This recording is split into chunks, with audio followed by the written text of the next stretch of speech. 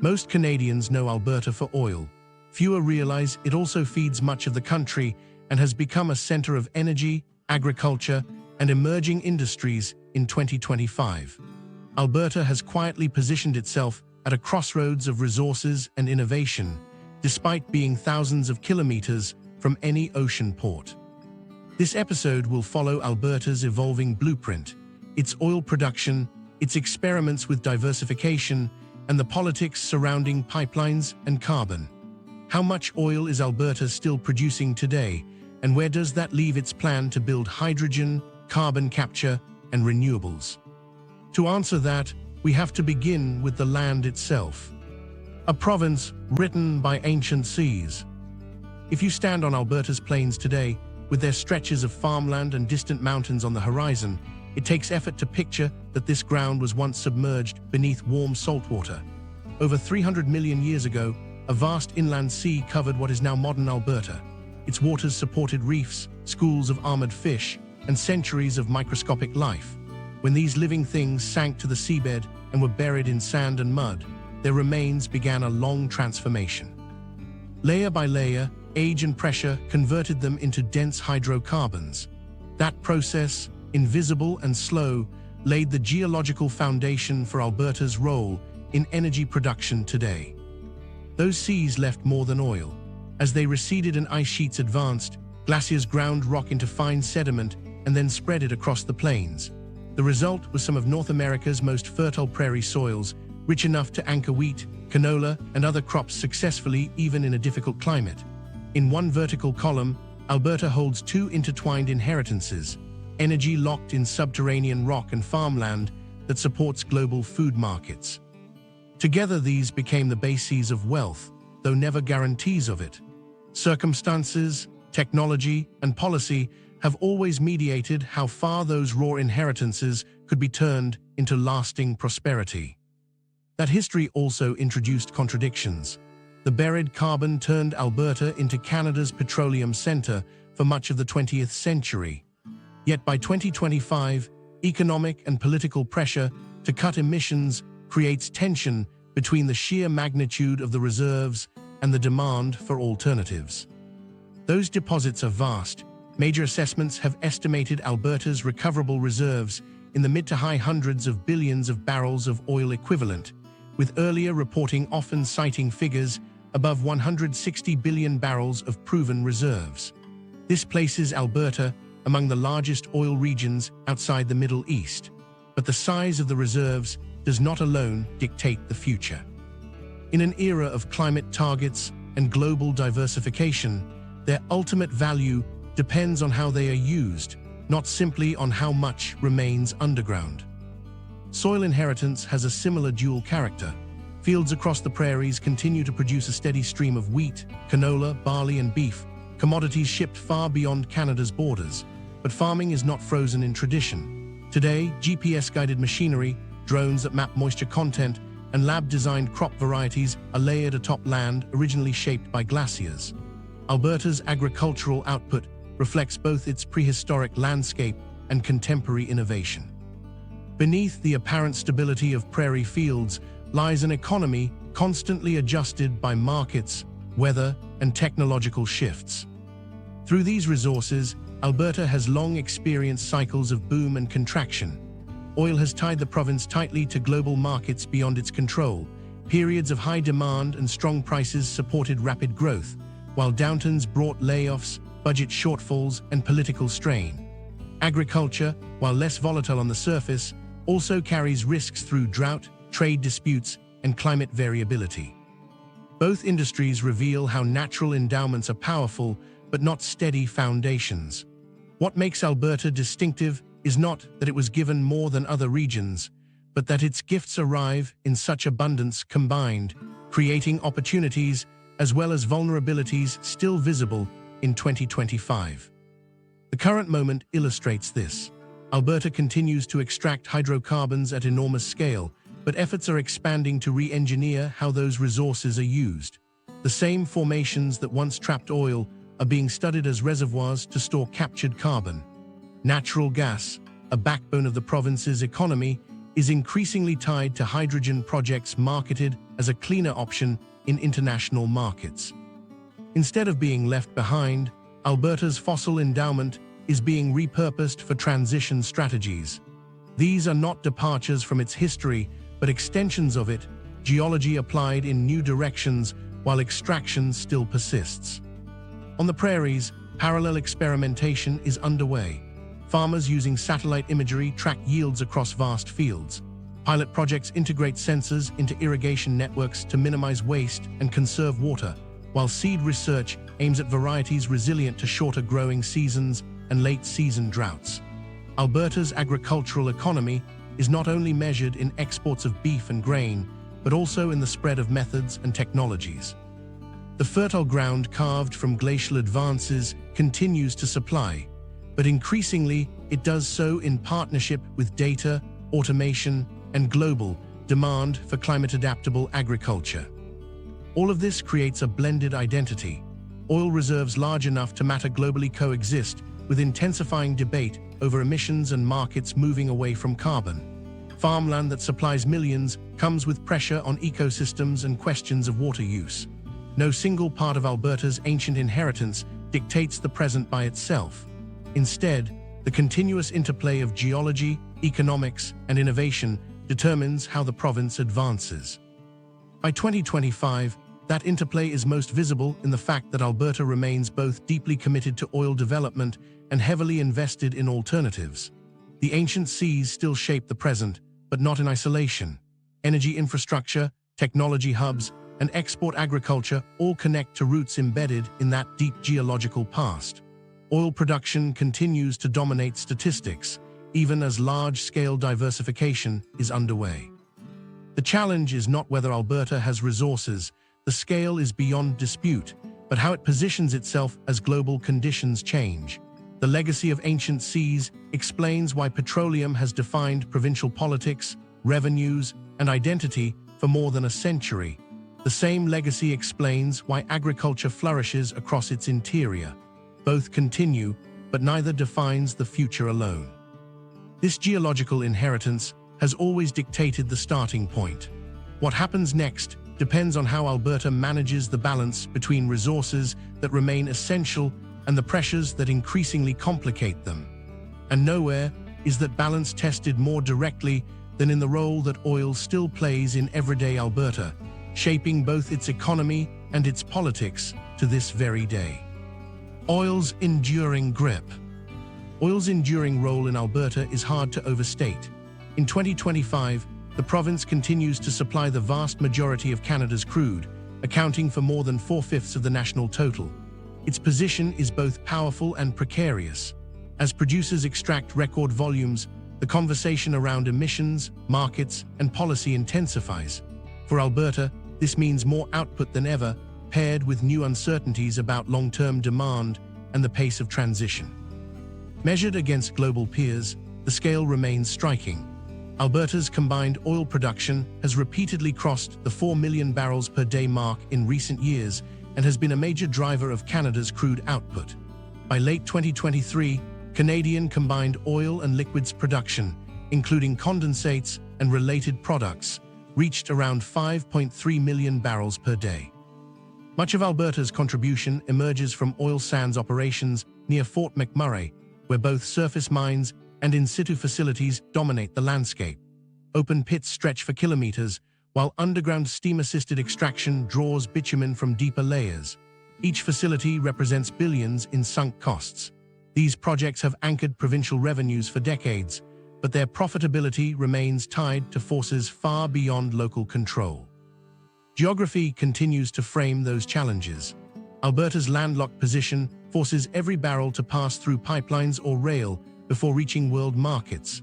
For years, constraints meant Western Canadian select crude sold at a steep discount to global benchmarks. The completion of the Trans Mountain expansion in 2024, which added roughly 590,000 barrels per day of new export capacity to Tidewater, offered some relief. Market access improved, and the WCS discount narrowed, allowing producers to capture higher value for their output. Yet, the underlying vulnerability persists. Any delay, blockage, or cost increase along export routes reshapes Alberta's margins immediately. Pricing policies add another layer of complexity. In May 2025, Alberta froze its industrial carbon price at CAD 95 per tonne, a move that broke from the federal benchmark system. Ottawa's framework, still marching toward CAD 170 per tonne by 2030, sets up a visible gap between provincial commitments and national targets. For oil sands producers, some of the most carbon-intensive operators globally, the distinction is not minor. Rising costs for each tonne emitted alter the economics of both current projects and future investments. The response has been to promote large-scale carbon capture and storage systems and increasingly hydrogen production linked to natural gas. These projects offer potential pathways to compatibility with future targets, but each demands billions in upfront spending and entails uncertain payoffs. The global arena multiplies the difficulty. U.S. shale, extracted rapidly and flexibly, maintains steady competition just across the border. Offshore production from Brazil and Guyana continues to expand at attractive costs. Long-standing exporters in the Middle East deploy infrastructure that delivers oil to global ports faster and cheaper than Alberta can manage. Each of these competitors adds downward pressure on Alberta's relative appeal. Investment decisions weigh not simply on reserves, where Alberta ranks high, but on cost efficiency, environmental performance, and ease of access to buyers, all areas where the province faces challenges. But despite these pressures, oil still underpins the provincial budget and daily life. In 2024, the value of Alberta's energy output was estimated at $139 billion, making it by far the largest piece of the provincial economy. Royalty revenues remain a central pillar, funding public services like health and education. Communities across the province depend on direct jobs in extraction, refining, and servicing industries, with many more tied indirectly to activity in retail, logistics, and construction. Energy revenues also play a significant role in the federal system. In 2023 alone, oil and gas contributed 7.7% of Canada's GDP, about $209 billion, underscoring why debates around Alberta's output extend well beyond its borders. Cycles of expansion and contraction remain deeply embedded in this structure. Each surge in oil prices produces rapid growth, new employment, and optimism, while downturns bring layoffs and deficits. Residents recall the collapse of global prices in 2014 and the pandemic crash of 2020, both of which reshaped household and government calculations almost overnight. Even in today's environment, where production levels reach historic highs, awareness persists that prosperity is subject to forces Alberta cannot control. Families save more cautiously, policymakers hedge on how to deploy windfall royalties, and workers recognize that jobs linked to extraction may shift unpredictably. Environmental liabilities introduce another source of uncertainty. The official estimate for bitumen mine reclamation liabilities sits near $57 billion in mineral mine obligations. However, both internal provincial analyses and third-party reports suggest that when broader oil patch cleanup costs are accounted for, total liabilities run far higher. A recurring point of contention is that Alberta's Mine Financial Security Program covers only around 3% of the security required for full reclamation. This gap raises long-standing policy questions about who ultimately will bear the cost of cleanup, the companies or the public. These concerns weigh heavily in debates about future approvals for oil sands expansion and in political disputes over whether the industry's prosperity leaves behind permanent environmental debts. The politics of these realities remain forceful. Alberta's government continuously champions the oil industry as an irreplaceable contributor to Canada's prosperity and an essential supplier in a world worried again about energy security. At the same time, environmental organizations and provincial critics highlight land disturbance, greenhouse gas emissions, and the risks that reclamation obligations will outlive the wealth generated. Opposing narratives feed into national disputes about Canada's credibility on emissions targets. By 2025, the result is a louder, more polarized conversation. With oil's defenders pointing to fiscal stability it provides and opponents emphasizing liabilities that threaten to outlast its revenues. Producers, meanwhile, highlight innovation that shows signs of progress. Companies promote reductions in emissions intensity per barrel, improvements in tailings pond management, and integration of cogeneration at facilities to use energy more efficiently. Carbon capture facilities, though expensive and limited in scope, are framed as province-wide projects that could eventually define Alberta's global brand. International investors, though more cautious with environmental concerns front of mind, still allocate funds to projects, valuing Canada's political stability and massive, proven reserves. For nations hoping to reduce reliance on volatile suppliers, Alberta's oil remains a stable option, even as energy systems worldwide evolve toward electrification and renewable generation. Taken together, Alberta's presence shows a complicated picture. The province extracts at levels comparable to the world's top regions, channels billions into public infrastructure, and sustains employment across tens of thousands of households. Yet each advantage is entangled with challenges: dependence on infrastructure corridors vulnerable to dispute, exposure to global competitors with lower costs, and liabilities that outlast market cycles. Carbon policy divides federal and provincial governments, while reclamation responsibilities loom unresolved. Oil, then, stands as both foundation and fault line for Alberta's economy and its identity. The result is an enduring grip, anchoring budgets, jobs, and politics, even as volatility and environmental pressure increase. The question now is whether Alberta will continue to ride the same cycles it has known for decades, or whether the momentum of change around it will allow something different to take root. That brings us to the province's other pressing challenge: how far and how fast it can build an economy less beholden to the price of oil. The pressure to diversify.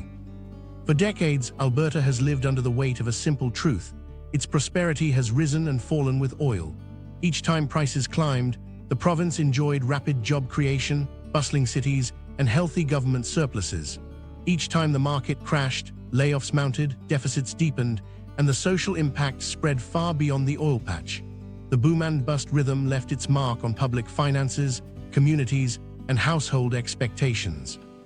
This long history sharpened a recurring question: could Alberta insulate itself from oil's volatility by building a more diversified economy?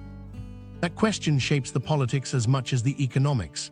When revenues surged, governments often lost the appetite to push diversification in earnest. When revenues collapsed, urgency returned, though the money to fund serious alternatives was scarce. For years, diversification was treated less as a steady policy framework and more as a reflexive response to the cycle. Oil crowded out other priorities precisely because no other industry could match its revenue scale.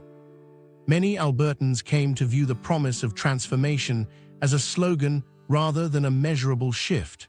But the context in 2025 looks different from earlier phases. What separates the present moment is that detailed data now shows tangible progress outside hydrocarbon revenues. Analysts in 2025 projected Alberta to register economic growth ahead of other provinces, with real GDP gains near 2% a year. Alongside the traditional energy sector, new activity in technology, renewable power, and expanded agri-processing has been driving more than 30% of provincial growth in some recent periods. Unlike earlier proclamations, these figures point to diversification as an active, measurable force already shaping Alberta's economy. The technology sector represents the clearest break from older patterns. Calgary and Edmonton have both built reputations as growing tech clusters, though they remain modest by global standards. In Calgary, a surge of financial technology firms and digital service startups has arrived, attracted by relatively lower housing and office costs compared to hubs like Toronto or Vancouver. Edmonton continues to draw strength from research at the University of Alberta, internationally regarded for its work in computing and machine learning. Startups link with incubators that focus not only on software in isolation, but on energy tech applications, agriculture analytics, and artificial intelligence with industrial uses. Rather than a wholesale replacement of oil, these cities are nurturing parallel industries capable of attracting investment and talent. Renewable energy has been another visible area of momentum. Alberta's geography, with strong winds in the south and reliable sun exposure, positions it well for solar and wind development. Entire stretches of rural land now feature rows of turbines and solar arrays that send growing amounts of electricity into the grid. Though oil and gas still dwarf them economically, these projects give Alberta a larger role in Canada's renewable expansion than many expected. In 2023 alone, the province accounted for more than 90% of the growth in new renewable generation nationally. Engineers and skilled trades trained in oilfield projects often find work in constructing renewable facilities, transferring expertise from one form of energy to another. The scale remains early, but the momentum changes how the province is perceived, both by residents and by external observers who long saw Alberta as inseparable from fossil fuels. Agriculture is a quieter story, but a vital one. The prairies that once supplied the backbone of Alberta's rural economy now intersect with advanced farming practices. Precision agriculture, using satellite imagery, drones, and soil sensors, has become integrated into crop management. Automated irrigation systems track water use, and seed research develops plants resilient to variable climate conditions.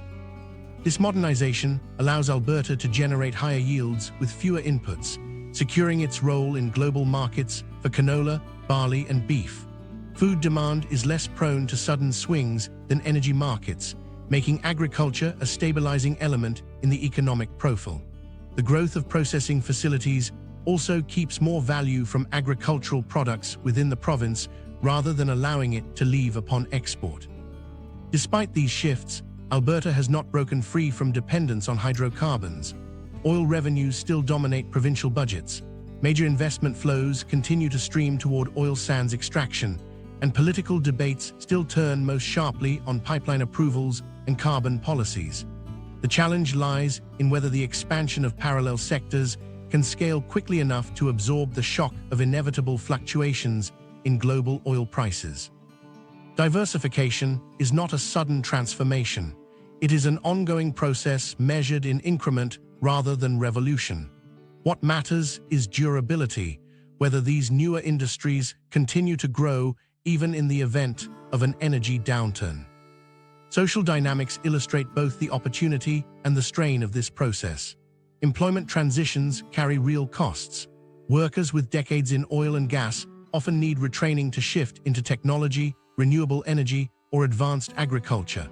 Alberta's universities and technical schools have expanded programs that focus on data science, renewable project design, and biotechnology, responding to demand signals from employers. Yet the scale of transition required is enormous. Tens of thousands of jobs remain rooted in extraction industries. Policymakers face the balancing act of supporting oil-dependent communities while preparing younger generations for careers outside of hydrocarbons. Public and private investment signals also suggest diversification is deepening. In 2024, the broader energy sector, including oil, gas, and emerging resources like hydrogen, lithium, and helium, invested a 9-year high of more than $30 billion. Within that total were significant funds committed to projects that cross into cleaner energy. Pilot projects in carbon capture target emissions directly at oil sands operations, while hydrogen initiatives propose pathways to power heavy industry with lower carbon fuel. These efforts connect Alberta's established expertise in energy infrastructure to the requirements of global decarbonization, creating opportunities that are neither separate from nor fully dependent on oil markets. The economic story is reinforced by measurable expansion in renewables. Communities that once viewed themselves narrowly as oil service towns have begun to integrate renewable projects into local planning. Property tax revenues from wind or solar sites strengthen municipal budgets. Local governments have had to balance competing interests, land use, preservation, industrial development, but the fact that those debates exist at scale reflects a shifting base of activity. Alberta's identity in energy production now contains more than a single chapter. Agriculture has played a similar transitional role. Increases in canola exports, for example, reinforce Canada's broader trade negotiations across Asia. Beef exports carry bargaining weight in international agreements. Unlike energy commodities, which are subject to geopolitical shocks and rapid price collapses, agricultural exports demonstrate steady demand that reduces systemic volatility. By scaling food processing and research investment, Alberta not only secures jobs domestically, but also heightens its strategic relevance in a crowded global market.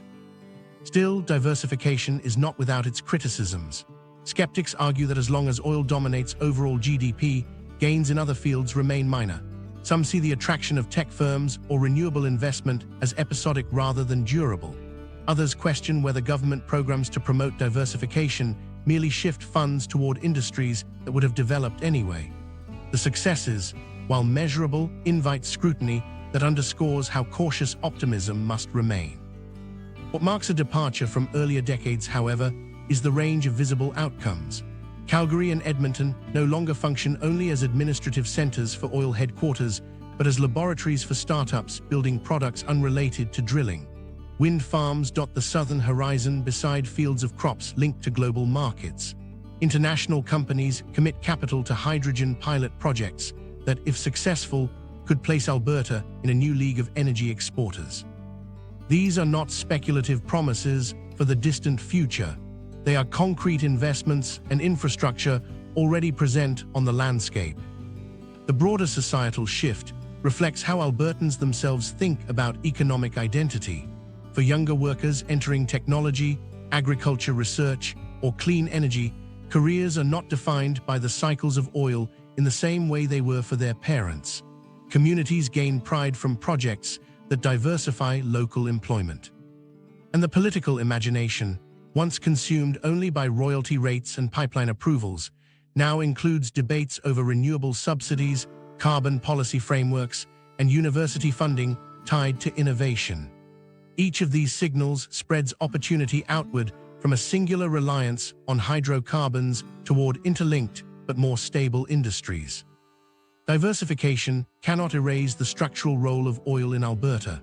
Petroleum remains vast in economic scale and cultural imprint, yet evidence shows a rebalancing underway, sector by sector, investment by investment. For the first time in decades, Alberta can point to multiple drivers of growth, some rooted in its farmland, some tied to its universities, others developed from applying energy expertise to cleaner technologies. Together, they alter how the province positions itself in 2025 and beyond. This slow pivot sets the background for where Alberta is now heading. A province once equated almost exclusively with petroleum exports is beginning to assemble a new portfolio of energy and economic activity. The most striking example of that shift lies in its growing attention to renewable generation and emerging bets on hydrogen, an arena that could redefine its long-term identity in ways even oil never fully managed. The wind, the sun, and the hydrogen bet. For a province once judged inseparable from fossil fuels, Alberta's landscape in 2025 offers a different view. Across the southern plains, wind turbines rise in long rows, aligned like new markers on the horizon. Solar panels stretch across farmland and industrial parks, channeling thousands of hours of sunlight into electricity. And in industrial hubs around Edmonton and Fort Saskatchewan, companies are building facilities to produce hydrogen on a scale large enough to matter globally. These images signal that Alberta is not only the oil capital of Canada, but also positioning itself as a central player in renewable power and emerging clean fuels. The historical weight of oil still frames every comparison. Since the mid-20th century, Alberta has been Canada's dominant supplier of crude and natural gas, a role that shaped its budget, politics, and identity. Energy workers, engineers, and geologists spent their careers developing skills specific to hydrocarbons. That history raises an ongoing question. Can a province so thoroughly tied to petroleum build parallel credibility in wind, solar, and hydrogen? Or will its legacy limit how fast it adapts? In practice, Alberta's geography and infrastructure give it advantages that most competitors lack. Natural gas remains abundant and inexpensive, providing a feedstock for hydrogen production. Underground geological formations create storage potential for captured carbon, making it possible to pair large-scale hydrogen output with emission reductions. And the workforce already understands complex energy projects, from construction to logistics. These factors provide a strong basis for growth at a time when hydrogen is emerging as a fuel with transformative potential. International estimates suggest the global hydrogen market could surpass $2 trillion by mid-century. For Alberta, the gamble lies in whether it can translate natural advantages into global relevance before others capture the lead. Concrete projects show the ambition is not hypothetical. Air Products is preparing to operate a hydrogen liquefaction facility in Alberta with carbon capture, designed to produce up to 1,500 tons per day. Lind is committing more than $2 billion to a large integrated hydrogen hub. Pembina Pipeline and Marubeni Corporation are planning a joint ammonia and hydrogen plant near Fort Saskatchewan, expected to produce 1 million tons of blue ammonia each year for export into Asian markets. Each development represents billions in investment and signals confidence that Alberta can deliver reliable, low-carbon hydrogen at commercial scale. Government strategy also reflects the shift. The Provincial Hydrogen Roadmap sets 5 priority areas for integration: residential and commercial gas utilities, transportation, industry, electricity generation and storage, and direct export. Current production levels are significant, around 2.6 million tons annually when including units produced with carbon capture. Forecasts suggest this could rise to 4.4 million tons per year by 2034 if projects proceed, growing about 6% annually. By targeting both domestic integration and export, Alberta seeks to establish itself as a continental hub capable of fueling vehicles, powering industry, and supplying foreign buyers within the next decade. While hydrogen development builds scale for the long term, renewable electricity projects are already changing Alberta's grid. Southern Alberta's consistent winds have made it one of Canada's best locations for turbine installation. The Buffalo Plains Wind Farm, which came online in 2024 with nearly 500 megawatts of capacity, produces enough electricity to power about 140,000 homes.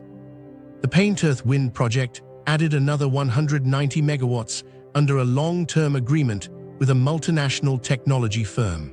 Together, wind projects are reshaping the way electricity is supplied, not just supplementing, but actively replacing generation that once relied on fossil fuels. Solar power is following a parallel trajectory. With some of the highest sunlight hours anywhere in Canada, Alberta now supports dozens of major solar projects. RBC forecasts more than 60 solar plants entering operation by 2025. By 2024, Alberta's renewable wind and solar capacity had exceeded roughly 6.6 gigawatts, up from just over 3 gigawatts in 2019. That growth has made renewables account for around 18% of the province's electricity generation. Analysts expect further expansion in the next decade, with the Alberta Electric System Operator projecting thousands of additional megawatts of wind, solar, and storage capacity by 2041. The shift alters local economies as much as power supply. Renewable projects create thousands of temporary construction jobs, supplement incomes for rural landowners with lease payments, and add property tax revenue for municipalities.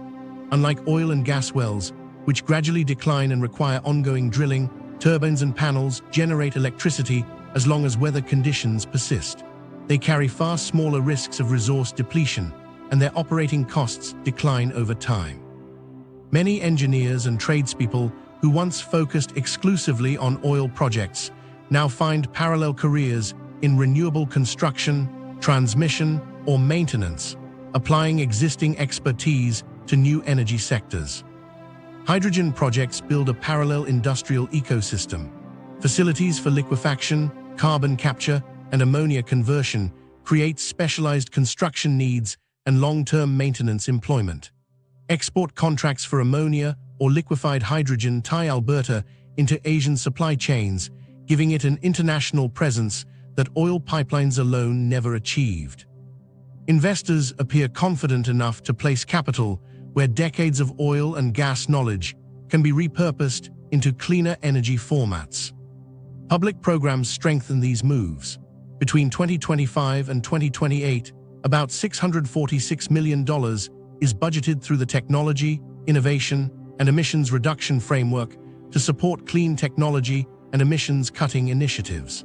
The government has also invested directly in the Clean Hydrogen Center of Excellence, managed by Alberta Innovates, to focus research and development along the hydrogen value chain. These programs are designed not simply to offset emissions, but to build sectors competitive on global markets. For Alberta, they mark a structural change, redirecting money once dependent on oil royalties into long-term growth industries. Still, the energy transition carries uncertainty. The Alberta Energy Regulator and provincial planners see growth in hydrogen and renewables, but outcomes rely on market conditions. Success depends on international demand, functioning ports and pipelines for exports, and supportive carbon policy at both provincial and federal levels. The bet is real and backed by major firms, but its durability is conditional. Despite the risks, measurable outcomes already reshape Alberta's profile. Wind, solar, and hydrogen projects have pulled billions in private capital, supplied thousands of megawatts to the grid, and produced millions of tons of hydrogen each year.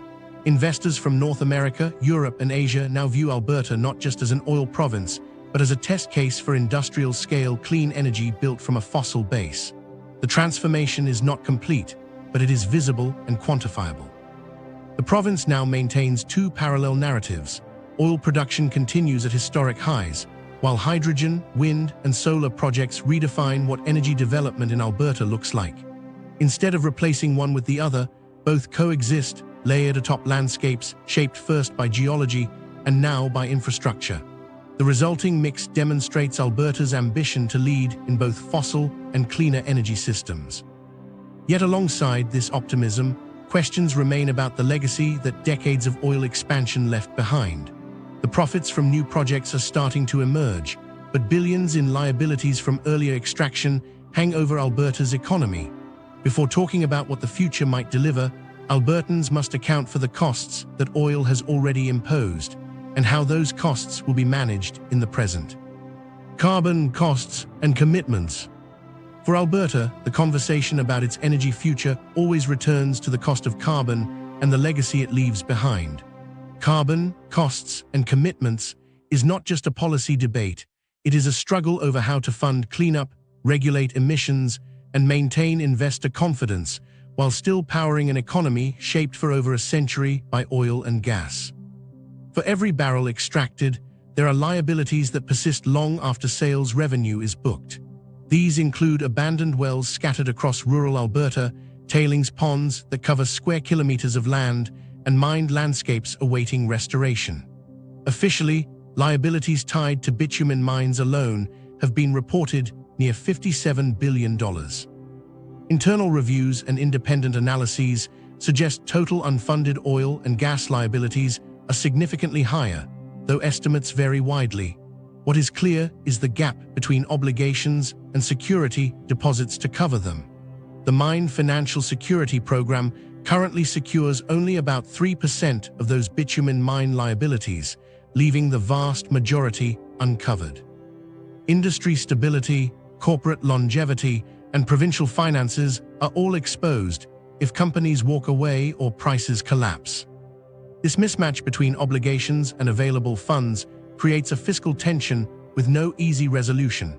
Communities near oil sands facilities grapple with the risks daily. Tailings ponds store wastewater that is visible from satellites, while unplugged wellbores leak methane into farmland. Landowners question whether remediation will ever restore contaminated soil to safe use. These concerns add urgency to questions of accountability. If reclamation costs ultimately shift to the public, future generations will inherit one of Canada's largest environmental debts. For a province promoting itself as a reliable energy supplier, the optics of unfunded liabilities complicate narratives of responsibility and stewardship. Alongside these cleanup obligations, Alberta faces intense scrutiny on the issue of carbon pricing.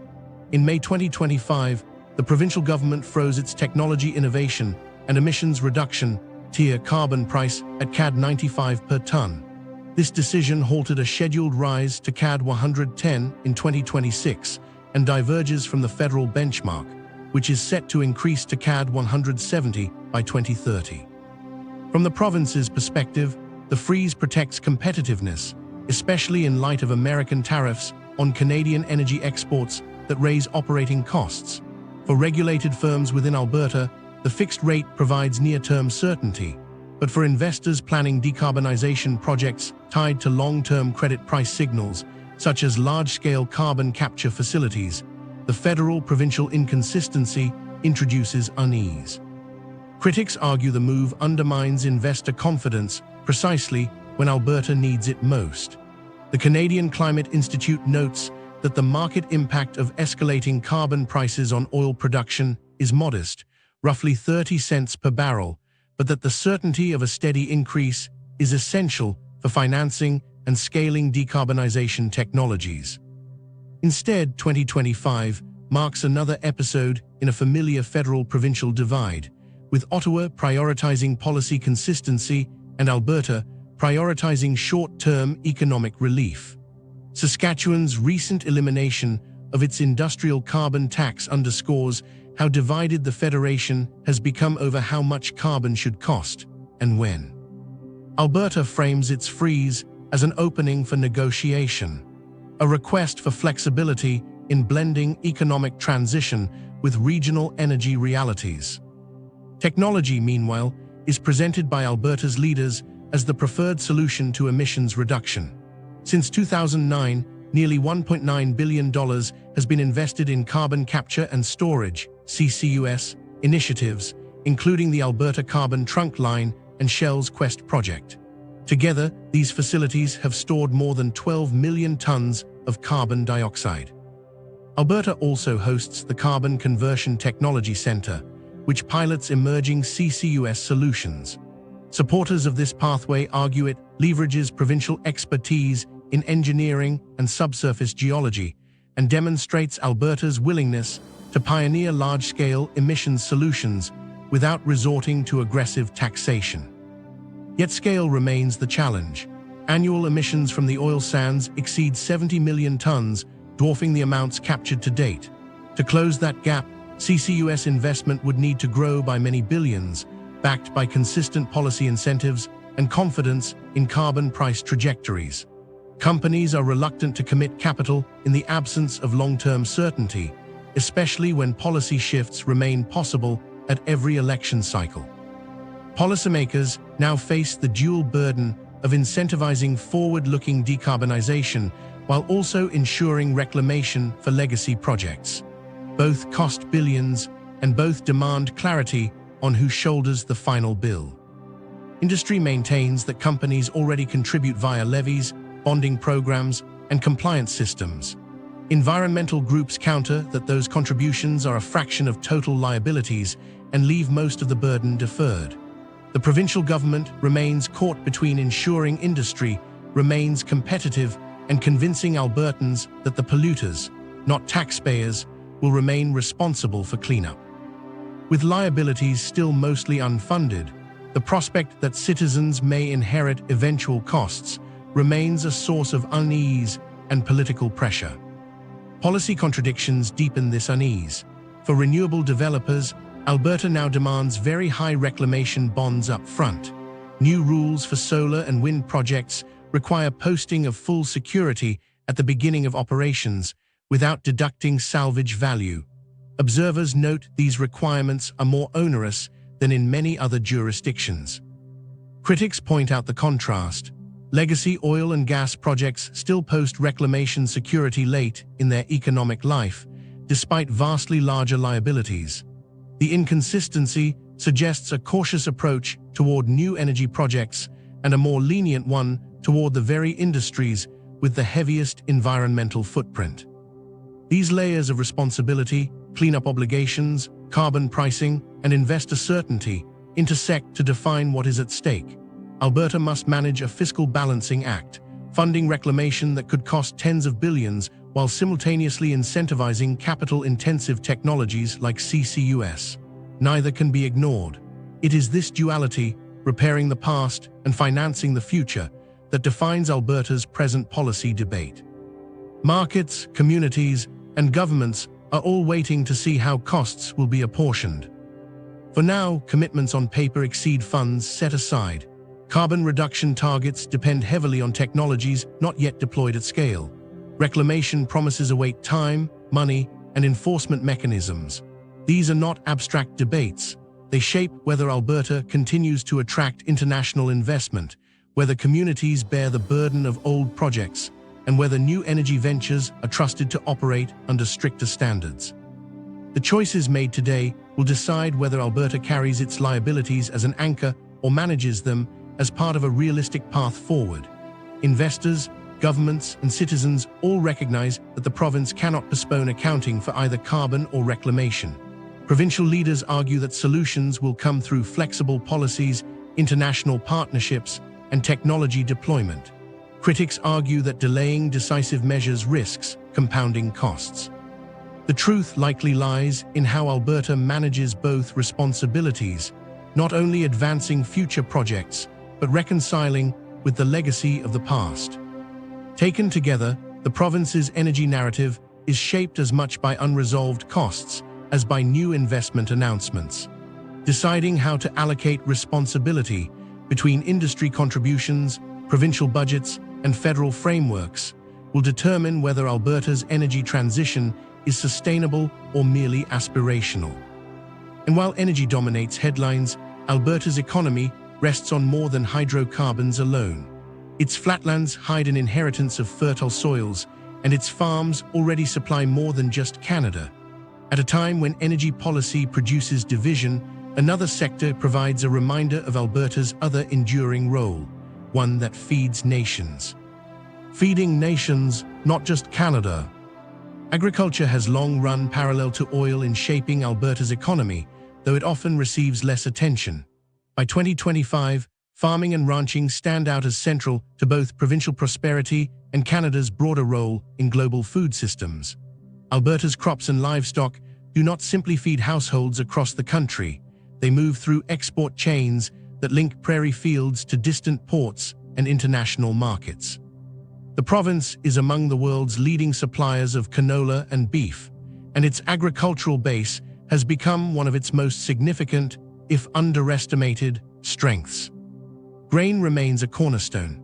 Vast fields of wheat, barley, and pulses stretch across the province, anchoring not only domestic food supply, but also exports into growing markets abroad. Within this mix, canola has become a defining commodity. Originally developed in Canada to fill a specific dietary niche, it has grown into a global staple, valued for both cooking oil and its use in biofuels. Each summer, millions of tons are harvested from fields that glow yellow under the long prairie sun. Demand continues across Asia, Europe, and North America, with international buyers fueling steady growth in production. Alberta's unprocessed crop exports are now worth about $6.9 billion annually, underscoring the global reach of its farms. This expansion, paired with domestic sales, pushed crop receipts past roughly $8.5 billion in 2024, a nearly 50% increase over 2019. Few sectors outside of hydrocarbons have demonstrated such measurable economic weight. Cattle ranching provides a second foundation. Alberta's ranching tradition stretches back to the 19th century, when settlers grazed herds along the foothills of the Rockies. Today, those traditions have evolved into an industry tightly integrated with genetics, feed science, and supply chain monitoring. Alberta beef is recognized internationally for both its quality and reliability, with exports reaching beyond North America into global markets where protein demand continues to grow. This is not only an economic driver, but also a cultural anchor. Rural towns depend on livestock operations for employment and community stability. With global population growth driving higher protein consumption, Alberta's cattle industry is positioned as one of the most competitive sources of beef worldwide, though it carries exposure to fluctuating commodity prices and trade disputes. Broader economic data tells the same story. Alberta now contributes more than 16% of Canada's total crop receipts, an increase of 5 percentage points since 2019. National GDP has been boosted by close to $20 billion from the crop sector alone. These numbers challenge any idea that Alberta is a one-resource province. They illustrate how farming runs as a second economic engine, operating on longer-term cycles and steadier demand than oil. Unlike petroleum, which can face sudden global contractions, food markets are driven by enduring population growth, diet changes, and rising middle-class consumption. This has made agriculture not only a major sector, but also one of the province's most stable sources of external revenue. However, the path is anything but easy. Farming contends with a range of risks that oil extraction does not. Climate variability remains one of the defining threats. Periods of drought strain irrigation systems and reduce yields, while flooding can delay planting and wipe out harvests. The intensification of farming has also placed pressure on soil health, with erosion and degradation creating long-term challenges for productivity. Labor shortages compound these risks. Seasonal workers, often hired from abroad, help address gaps, but the farming population remains older on average than other sectors, raising questions about succession and generational renewal. Each of these factors threatens to erode the resilience of agriculture if left unaddressed. Producers adapt in part through technology.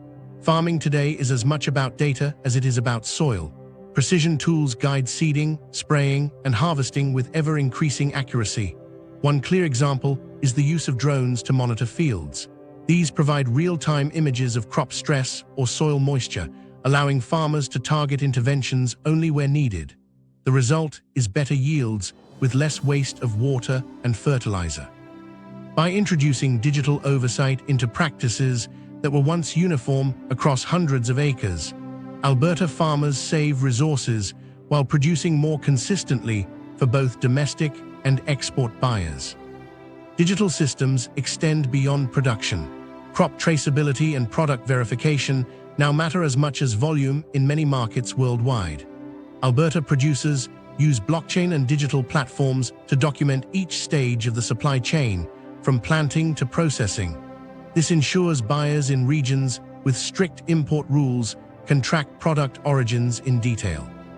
Such systems also extend to monitoring carbon footprints, enabling producers to report whether their goods align with environmental standards increasingly tied to trade agreements. These measures not only improve competitiveness, but also reshape Alberta's identity. It is not just a commodity exporter, but part of a trusted and transparent international food network. Sustainability programs deepen this integration. Farmers adopt practices like cover cropping and reduce tillage to protect soil and limit erosion. In drier regions, precision irrigation systems reduce water use and mitigate the effects of drought. Livestock producers experiment with feed mixes and manure management systems to cut methane emissions. Agroforestry and land management techniques extend economic and environmental benefits, linking agriculture with broader ecosystem stewardship. While past claims have suggested farming sequesters more carbon than it emits, evidence is more cautious. In some studies and under certain management systems, agricultural soils can store enough carbon to offset part of their emissions, but outcomes differ depending on region and practice. Alberta's programs and incentives aim to tip the balance towards sequestration, but results remain uneven. Policy support reinforces these changes. Innovation grants offer up to $250,000 for farmers investing in technology and digital platforms, while environmental stewardship programs provide up to $100,000 for soil, emissions, and water conservation projects. These targeted supports aim to lower barriers for adoption and ensure the sector modernizes quickly. In parallel, grants for young or first-time farmers help address demographic gaps, while value-added incentives encourage companies to expand food processing facilities inside the province. Together, these measures represent a deliberate strategy to ensure agriculture grows not only in scale, but also in resilience and diversity. The combination of innovation, sustainability, and government support has begun to position Alberta's agriculture as globally competitive on both economic and environmental grounds. Pulse crops, including lentils and peas, anchor trade into markets across South Asia and the Middle East. Specialty products like hemp or quinoa expand Alberta's footprint into health-conscious sectors worldwide. The province's role extends well beyond supplying staple commodities. It now contributes to emerging dietary trends and niche high-value markets. This variety strengthens the sector by spreading risk and widening export opportunities. All of this shows why agriculture sits in Alberta's economy as more than a secondary actor. It contributes billions annually, links directly to household and export markets, employs tens of thousands, and has become increasingly advanced through adoption of modern technologies. Unlike hydrocarbons, where market volatility often leaves governments reeling, food exports move on steadier demand curves. For Alberta, supplying both staples and specialty crops, alongside a globally recognized beef industry, creates an economic base less vulnerable to sudden collapse. Food will not replace oil in dollar terms anytime soon, but it has already solidified its position as a second pillar of provincial stability. Yet this second pillar intersects with another reality: Alberta's geography. Agricultural wealth can only become global if crops and cattle can reach distant markets. Moving wheat or canola oil to ocean ports requires infrastructure that crosses thousands of kilometers, and delays or bottlenecks in transport can erode profitability quickly. Rail lines, highways, and export facilities shape the success of farming as much as soil or rainfall. In that sense, agriculture in Alberta ties directly to the same geographic paradox that shadows energy. Abundance matters little without the ability to move it outward. Infrastructure and the geography of distance. Alberta's economy depends not only on what it produces, but on how far those products have to travel. Oil, gas, grain, and beef cannot reach global customers directly from the province. They cross thousands of kilometers before they meet any ocean port. This landlocked reality does not just complicate trade, it defines it. Geography leaves Alberta with no option but to build and maintain corridors of transport that make world markets accessible. Infrastructure expansions, pipelines, rail capacity, and port handling facilities are the practical levers Alberta uses to mitigate its position in the interior of the continent. The scale of these networks determines how fully the province can profit from what it extracts and harvests. Pipelines remain the central highway for oil. Rail and trucking carry fractions of the volume, but it is the buried grid of high-capacity pipe that moves the overwhelming share of Alberta's crude. Without them, production on the scale Alberta manages would collapse under its own weight. For decades, capacity limits and political obstacles have shaped the province's fortunes as much as price shifts in global oil benchmarks. Every new section of pipe forces its way through cross-provincial jurisdiction, regulatory review, and community opposition. For producers and governments alike, the outcome of those debates is existential. Oil held up by bottlenecks loses value instantly. The most significant recent addition has been the Trans Mountain expansion. After years of construction delays, cost overruns, and courtroom battles, it became operational and began shifting Alberta's access to international buyers. The expansion added roughly 590,000 barrels per day of new export capacity. By the summer months of 2024 and 2025, the system consistently moved around 360,000 barrels per day to market. Some of those barrels landed on the US West Coast, while others fed directly into Asian destinations. Aframax tankers leaving Vancouver consolidated shipments onto very large crude carriers, enabling Alberta's heavy crude to reach Asian refineries more efficiently than before. The effect on pricing was immediate. For years, Alberta's heavy sour crude sold at a steep discount to international benchmarks because producers had little choice but to sell to US buyers. The new Pacific outlet began to narrow that discount, giving producers stronger bargaining power and improving royalty revenues for the province. Yet it would be inaccurate to present this as a final solution. TMX and Enbridge mainline improvements reduced some constraints, but apportionment risks and scheduled maintenance cycles remain constant challenges. Alberta's oil remains bound by geography in every direction. Even new capacity fills quickly once production grows. The Enbridge mainline continues to carry the bulk of Alberta's overseas potential, funneling millions of barrels southward toward the U.S. Midwest and onward to Gulf Coast refineries. These systems stay heavily utilized, illustrating how deeply Alberta's prosperity is hitched to pipes that run under fields and rivers thousands of kilometers away. In September 2025, Enbridge reported no apportionment on either its light or heavy systems, an unusual reprieve explained by upstream and downstream maintenance. But analysts noted that utilization remained high and expected demand for space to stay tight for the remainder of the year. As new projects push oil output even higher, the system is again pressed to its limits. Pipelines are one side of the picture. Rail lines stretching westward form the arterial system for Alberta's agriculture. For farmers, rail is the difference between grain rotting in elevators and hitting markets across the Pacific. Bulk commodities such as wheat, barley, and canola must reach Vancouver or Prince Rupert in sufficient time to meet contractual deadlines. Rail remains essential for grain shipments.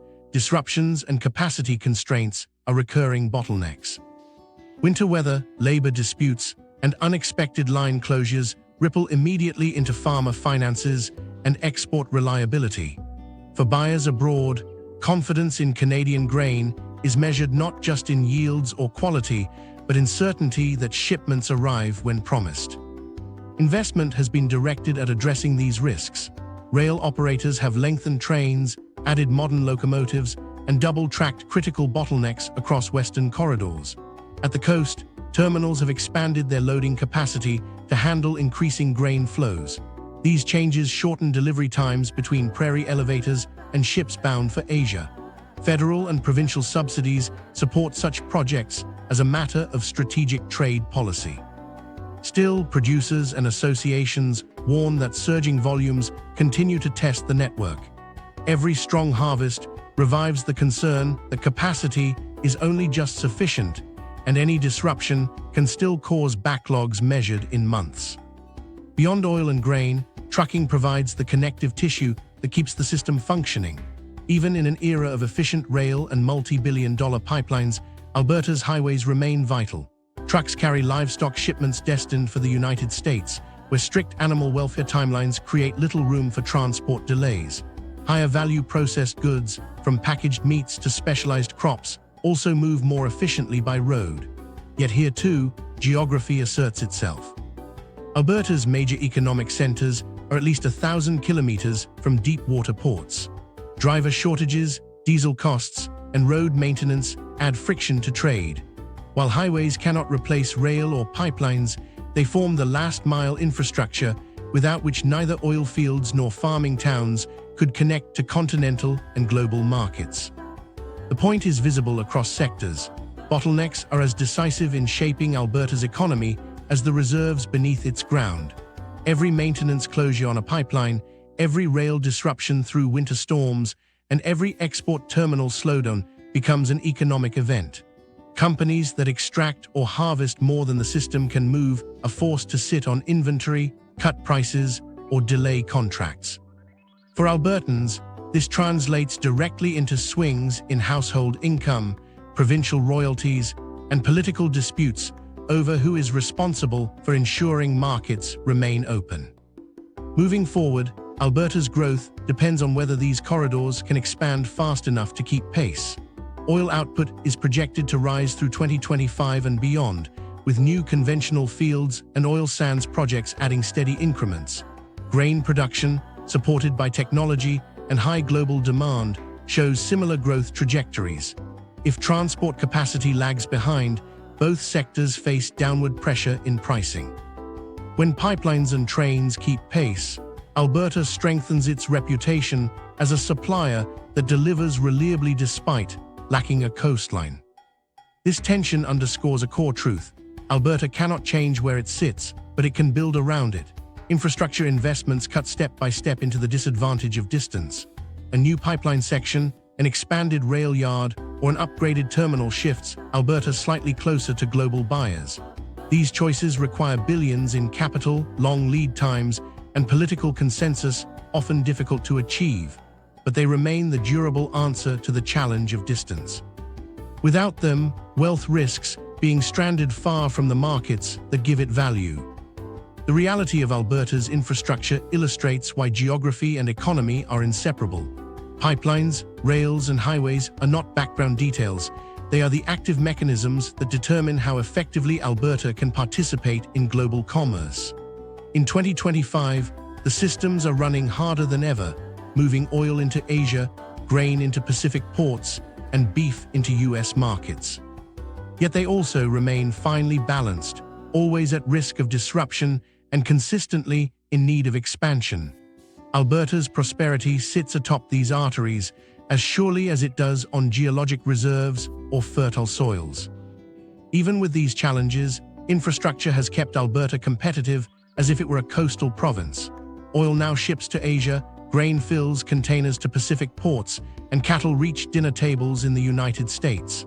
The flow is never simple, but it has proven resilient enough to maintain Alberta's role in global markets. This is the context in which the province continues to grow, and growth itself introduces a new type of pressure. The same systems that move oil and grain must also support fast-expanding urban centers, shifting demographics, and rising demand for housing, schools, and services. People on the move. In 2025, Alberta is being reshaped not only by oil royalties or agricultural exports, but by the steady arrival of new people. Population growth itself has become one of the province's most important drivers of change. Alberta is now nearing 5 million residents, a striking increase compared to just a generation ago. Tens of thousands of people continue to settle each year in Calgary, Edmonton, and surrounding communities, some arriving from other provinces, others from overseas. Interprovincial migration remains strong as workers seek opportunities unavailable elsewhere, while federal immigration policies continue to direct new permanent residents toward Alberta's labor market. The draw is clear: relatively high wages, active job markets, and the appeal of starting fresh in cities that are still building their economic future. Recent years, however, reveal that this growth is beginning to moderate. Alberta's population growth cooled from an extraordinary 4% in 2024 to an expected 4% in the 2025 census year, with further slowing to around 1.3% projected in 2026, according to provincial forecasts. This trend reflects changes in immigration levels nationwide and the expected departure of roughly 30,000 temporary residents. Net inflows of around 33,000 interprovincial migrants will offset some of this reduction, and international immigration continues at a healthy, if slower, pace. Even under moderating conditions, Alberta still grows faster than most other provinces, sustaining its reputation as one of the country's demographic centers of gravity. This influx of people has immediate consequences for shelter and affordability. Housing starts reached record highs in 2024 and stayed strong into 2025 as builders raced to accommodate demand, particularly with multi-unit projects in Calgary and Edmonton. Yet resale activity slowed, with ownership transfer costs, the measure of property changes in the resale market, sliding in the first quarter. This contrast reflects a supply-demand imbalance. Construction pushes forward, but market turnover is limited, leaving many households dependent on scarce new rentals or newly built condos. Vacancy rates in major cities are already near historic lows. Growing families, younger workers, and new immigrants find themselves competing in the same markets as long-time residents, driving rents upward and pushing some households towards satellite communities where commutes are longer, but space remains more affordable. Labor opportunities remain central to Alberta's appeal, even during periods of global uncertainty. Statistics from early 2025 show wages rising faster here than in most other provinces. Compensation rose about 1.2% in Q1 2025, among the fastest in the country. The strongest gains occurred in healthcare and social services, over 3%, as hospitals and care providers hired more staff to meet the needs of a rapidly growing and aging population. Construction wages also increased by more than 2%, reflecting rising demand in trades as developers work to expand housing and infrastructure. These figures confirm why young workers from Ontario and British Columbia continue to relocate west despite housing costs. Steady jobs in expanding sectors remain a powerful lure. The employment outlook is uneven, though. Broader job creation has slowed with international trade disputes weighing on corporate confidence. Investment decisions are cautious, holding back growth across some industries tied to exports. Unemployment lingers in regions heavily reliant on energy, where price volatility and automation affect traditional positions.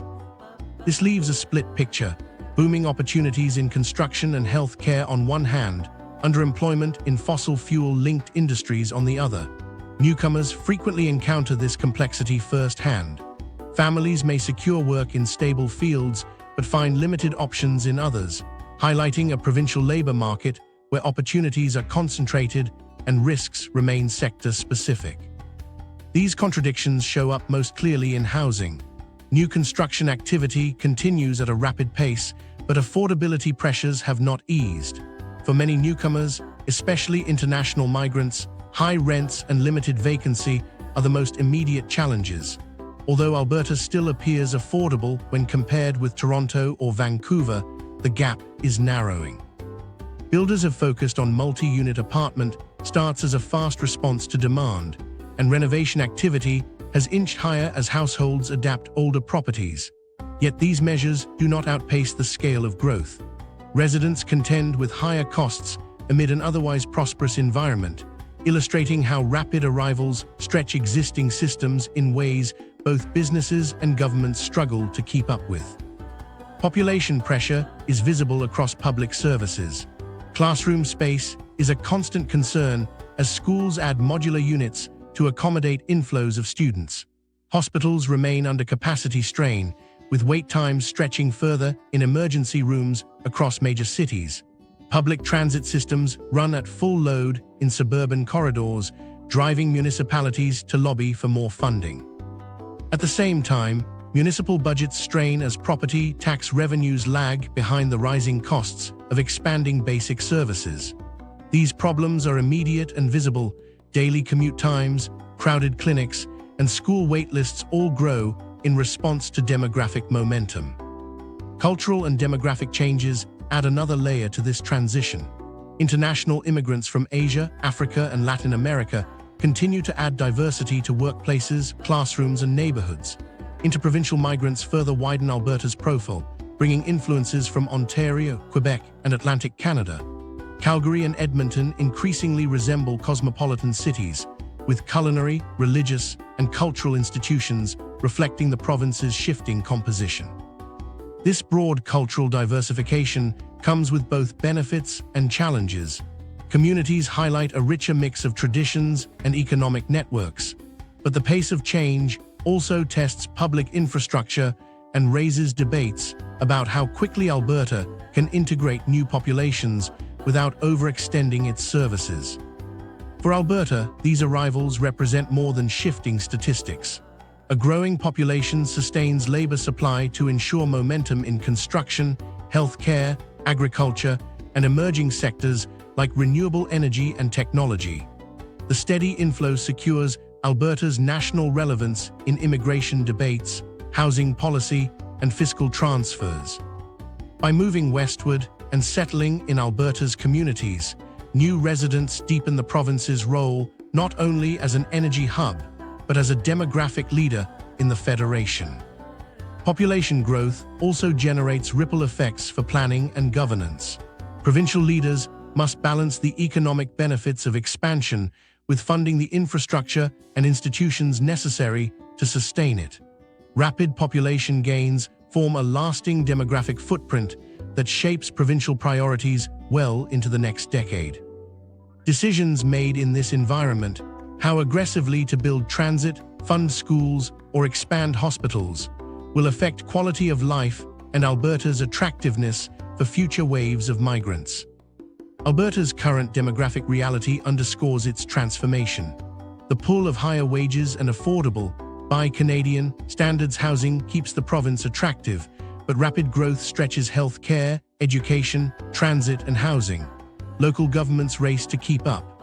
For citizens and policymakers alike, population growth has become as defining an issue as oil prices once were. Yet growth alone does not tell the whole story of Alberta's future. Beneath today's demographic pressures lies a deeper question of equity and historical participation. The resource wealth and infrastructure that fuel Alberta's economy have long rested on lands central to Indigenous nations. As Alberta redefines its economy and society through migration, the parallel challenge emerges of how development acknowledges and includes those who first lived here. The way that question is answered may define Alberta's collective future as much as demographic growth itself. Indigenous rights and shared futures. For much of Alberta's modern history, the benefits of resource development bypassed the very nations whose lands held the oil, forests, and rivers. Projects rose across traditional territories with little consultation and even less revenue flowing back to the people most directly connected to those areas. The result was a legacy of exclusion and mistrust. In 2025, that pattern is shifting. Indigenous communities are now positioned not as bystanders, but as co-owners and active decision-makers in key areas of Alberta's economy. Energy, agriculture, and renewable ventures increasingly carry Indigenous equity stakes, reshaping both the financial and political landscape of the province. The most visible driver of this change has been the Alberta Indigenous Opportunities Corporation. The AIOC provides loan guarantees that enable communities to secure ownership in projects they previously could not access. To date, it has backed 8 projects with nearly $750 million in guarantees, supporting equity stakes for 43 Indigenous communities across Alberta. These are not token gestures. The guarantees turn participation from an abstract commitment into firm, financeable deals. Equity ownership reshapes the relationship. Instead of simply being consulted, Indigenous groups share directly in the profits and governance of major energy and infrastructure assets. Recent projects illustrate both diversity and scale. In 2024, the Big Stone Cree Nation became a partner in the Clearwater Midstream expansion, securing a foothold in vital oil and gas infrastructure. That same year, Cold Lake First Nations gained a 54% ownership position in the Dutchess Solar Project, becoming majority partners in renewable energy production. Together, these examples demonstrate a shift. Indigenous participation is no longer limited to fossil fuels or confined to small community projects. It now spans both traditional oil and emerging clean energy, embedding Indigenous economic presence in Alberta's long-term resource story. Other funding streams complement the AIOC.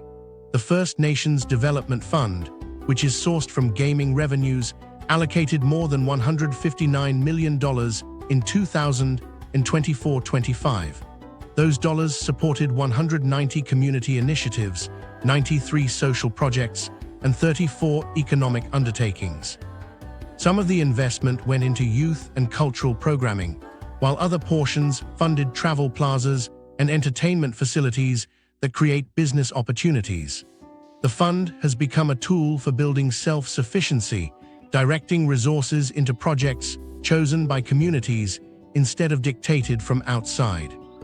Parallel support through the Aboriginal Business Investment Fund has been more targeted, providing about $10 million in 2024-25 for 20 Indigenous-owned ventures across sectors. Construction outfits, agricultural expansions, and tourism businesses all received capital support. Around 145 jobs are directly linked to these projects. Some initiatives are straightforward but important. The Fort McMurray 468 First Nation opened a franchise restaurant, while the Gift Lake Development Corporation purchased specialized machinery for all-field work. These may not command headlines on the scale of pipeline equity, but they show how local business ownership translates into employment, revenue, and community pride. Negotiations over broader revenue sharing remain unresolved. Treaty 8 leaders have called for a 2% royalty share on resources developed on their territories, a live political negotiation, not a settled outcome. They argue that consistent royalties are essential to ensure wealth generated on traditional land returns to those most affected. Provincial leadership has countered with a preference for equity-based participation through mechanisms like the AIOC. Premier Danielle Smith has emphasized that while the aspiration is shared, the delivery model differs. This exchange underscores a continuing debate over whether flat royalty agreements, equity ownership, or hybrid models will ultimately define revenue relations between Alberta and Indigenous nations. Consultation is another pillar of ongoing participation. In 2024-25, the Aboriginal Consultation Office reviewed about 8,400 land and resource development applications. This process led to roughly 11,400 activities approved on Crown land. Alongside that review, the ACO delivered 58 training and information sessions for communities, ministries, and industry stakeholders to clarify how consultation should be conducted. On paper, the volume shows structured interaction is happening at scale, yet the adequacy of consultation remains contested. Communities often question whether their input carries enough weight to alter project design or if the process risks becoming procedural rather than substantive. Alberta's clean energy transition adds another layer of opportunity. The Provincial Hydrogen Roadmap identifies Indigenous communities as key partners in the emerging hydrogen economy, offering space both in investment and workforce development. The University of Alberta's Centre for Hydrogen Innovation, Workforce Development and Outreach includes Indigenous youth training programs, preparing young workers for roles in what could be Alberta's next long-term energy industry. These initiatives show an intent to build inclusion into early stages of the technology, rather than leaving communities to catch up later. Not all participation is tied to industrial infrastructure. In 2024, the Treaty Land Sharing Network began operating inside Alberta to secure cultural access. Through voluntary agreements with private landholders, Indigenous families gain safe entry to sites where they can hunt, gather, and practice ceremony. Since its launch, the network has hosted educational events and expanded steadily across rural landscapes. These land access arrangements connect reconciliation not just to boardroom partnerships, but also to lived experience and cultural continuity. They recognize that reconciliation involves both economics and traditions that precede Alberta's extractive industries. Social resilience programs remain just as critical. In 2024-25, the Community Support Fund provided resources for 24 Indigenous-led projects aimed at preventing violence against Indigenous women, girls, and Two-Spirit Plus individuals. Projects ranged from cultural programming to youth workshops, and from safety initiatives to long-term healing programs. These efforts connect directly to wider conversations about inclusion, reminding policymakers that a fairer share of Alberta's resource wealth must also translate into safer, stronger communities. Despite the progress represented by expanding equity partnerships and new funds, significant gaps remain. Indigenous leaders continue to press for stable revenue-sharing mechanisms that go beyond project-by-project agreements.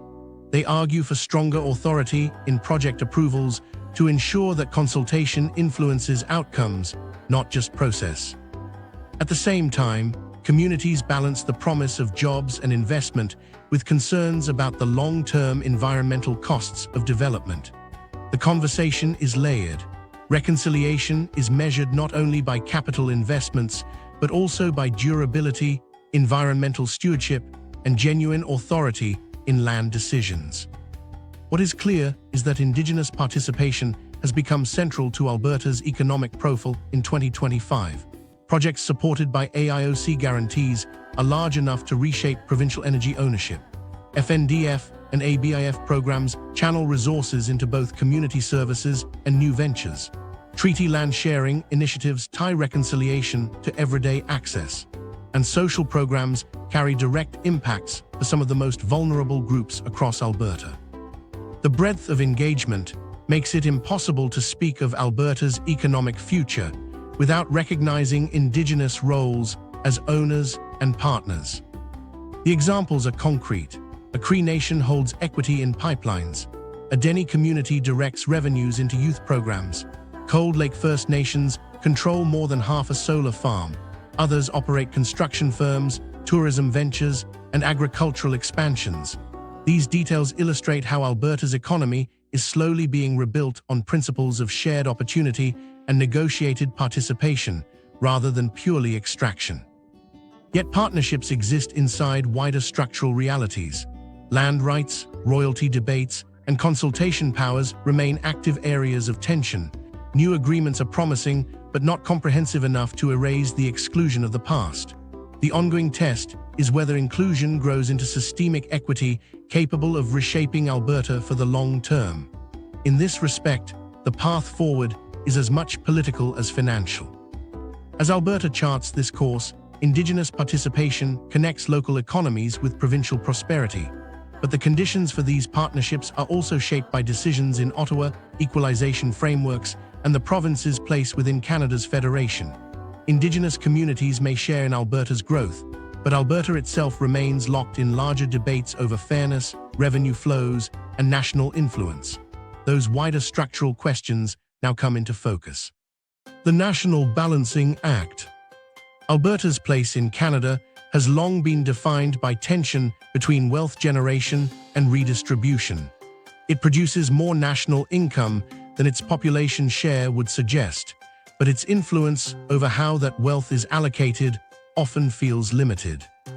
This tension has come to be known as the National Balancing Act, a negotiation between a province that consistently contributes more to the federation than it receives, and a federal system designed to spread prosperity across regions regardless of where it originates.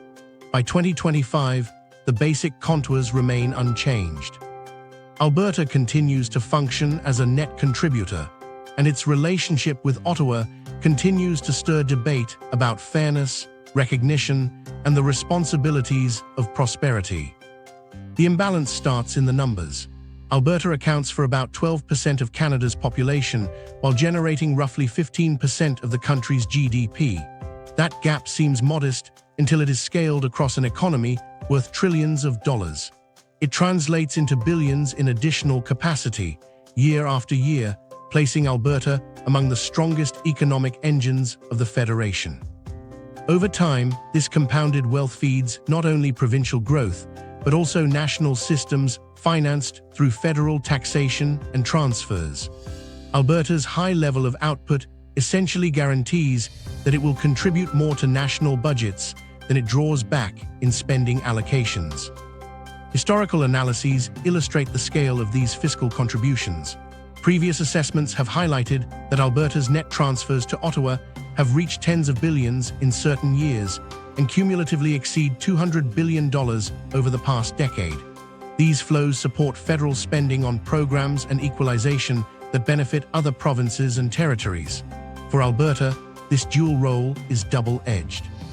It confirms the province's importance as a guarantor of stability for the Federation, but it reinforces the perception that Albertans help finance programs nationwide even when their own provincial finances are strained. Equalization sits at the core of this debate. The program redistributes revenue so provinces can deliver roughly comparable public services regardless of local revenue capacity. Alberta's strong fiscal profile means it has never been an equalization recipient, even in periods of economic downturn. At the same time, its tax base and contributions support the funding pool from which less affluent provinces draw. For provinces in central and Atlantic Canada, equalization delivers hospitals, schools, and infrastructure projects that would otherwise be difficult to fund. For Albertans, equalization symbolizes asymmetry. Even when oil collapses, when unemployment rises, and when provincial revenues fall, their contributions remain outflowing while equalization checks never flow in. It is less an economic debate than a lived political reality, repeated in cycles whenever Alberta faces hardship. Geography intensifies the perception gap.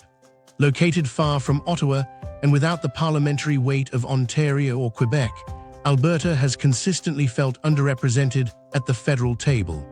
With 12% of the population, it holds a proportional number of seats, but demographic representation does not reflect the outsized leverage its resource economy provides. This imbalance sustains the theme of Western alienation, a frustration that decisions with direct consequences for the province's energy sector are often made by those with little personal stake in Alberta's success. Policies around carbon pricing, pipeline approvals, and emissions standards often become symbols of this distance. Initiatives perceived in Ontario or Quebec as environmental responsibility are interpreted in Alberta as constraints on its core industries. This sense of imbalance is reinforced in fiscal comparisons. Albertans pay among the highest per capita contributions in federal taxation when measured against the services and direct spending Ottawa returns. Infrastructure dollars arrive in Alberta, but often carry conditions requiring the province to add matching funds, while high-profile federal projects in central Canada highlight the uneven visibility of investment. The perception is that Alberta's tax dollars fund subway expansions in Toronto or transit lines in Montreal, while equivalent projects in Calgary or Edmonton take longer to materialize. Beneath the rhetoric lies a tangible frustration. Albertans see more leaving their treasury than returning in federal outlays. The contradictions are evident in national politics. From Ottawa's perspective, redistribution is the cornerstone of federal solidarity, ensuring that regional disparities do not threaten the cohesion of the country. From Alberta's perspective, redistribution is a drain at moments when resources could have been used to strengthen its own economy or fund transition efforts within the province. Both perspectives hold truth. Alberta's wealth does indeed strengthen the nation. But Albertans also experience cycles of economic shock without proportional federal relief. That dual reality ensures the debate never closes. Rather, it resurfaces whenever global oil swings cause strain. These tensions extend into interprovincial trade. Alberta exports oil, gas, and crops across Canada, tying the federation together in practical terms. Provinces depend on Alberta's resources, yet simultaneously criticize the environmental consequences of extraction or construction of new energy infrastructure. Pipelines, rail corridors, and electricity interties become points of friction as dependent provinces demand reliability while opposing expansions they see as environmentally damaging. This illustrates the paradox of interdependence.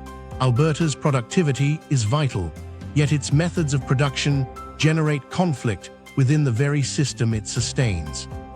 At the level of households, the effect is less about balance sheets and more about perception. Many Albertans see themselves as contributing more than they receive, politically marginalized compared to the weight of their economy. This perception shapes voting behavior, sustains demands for reforms, and keeps alive movements that propose deeper autonomy or revised federal structures. Although independence campaigns rarely move beyond rhetoric, their recurrent signals underlying discontent with the terms of Alberta's place within Confederation. Yet there is another side to this dynamic that often goes unacknowledged. Alberta's fiscal outflows do not vanish into distant bureaucracies. They sustain pensions, healthcare transfers, and equalization programs that benefit fellow citizens across the country. By underwriting these systems, Alberta supports national stability that also benefits its own residents. Canadians across provinces can count on a degree of uniformity in public services, partly because Alberta's revenues make that possible. This truth highlights the complexity. The mechanisms that fuel Alberta's frustration are the same ones that hold together a cross-country guarantee of healthcare and education that Albertans themselves also use. Alberta's leaders continue to emphasize fairer treatment, seeking recognition of the province's outsized role without abandoning national solidarity. Proposals have ranged from adjustments to transfer formulas to more significant Senate representation or fiscal autonomy. Each initiative seeks to recalibrate the balance between contribution and control. Federal leaders, tasked with preserving cohesion, frame redistribution as a necessary act of national unity. The debate between them is unlikely to resolve fully because it reflects structural conditions, population distribution, geography, and resource concentration that no policy can erase. By 2025, the balancing act endures. Alberta sustains a disproportionate share of national prosperity, while federal redistribution ensures other provinces can deliver comparable services. Each side of the exchange contains a valid perspective. For Albertans, the imbalance remains a source of ongoing grievance. For Canada as a whole, it is a mechanism of collective strength.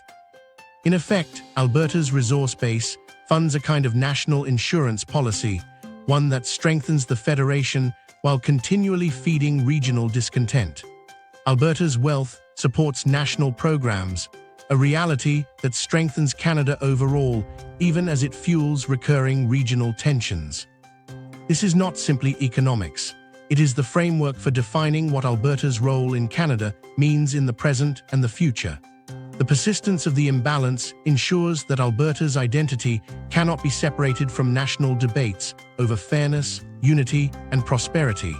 But to understand Alberta fully, the ledger of revenues and transfers is only one part of the story.